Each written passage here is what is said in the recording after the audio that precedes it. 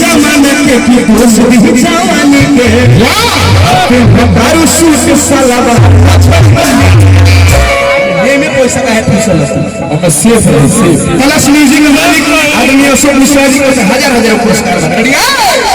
दोस्ती जमाने के की दोस्ती जवानी के दोस्ती जमाने के की दोस्ती जवानी के दारू सूट सलावा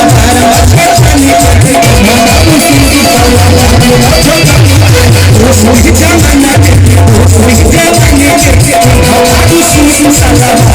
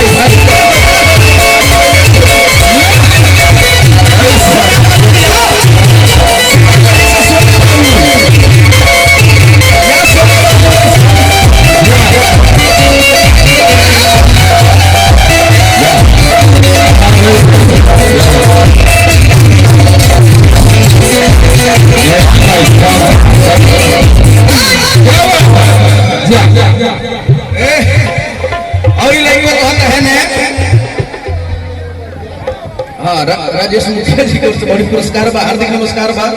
रईस खान जी समान सारी जवाब बासों से मदद भाई को बड़ी पुरस्कार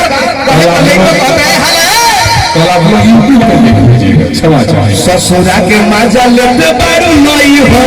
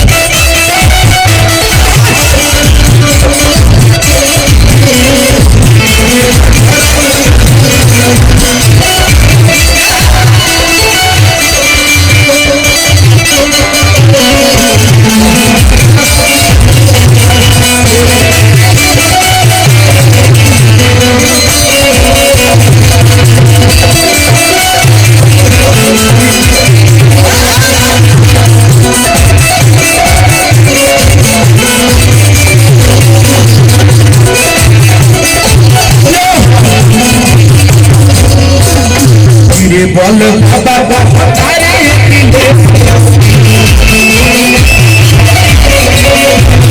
के बताऊं छोटे छोटे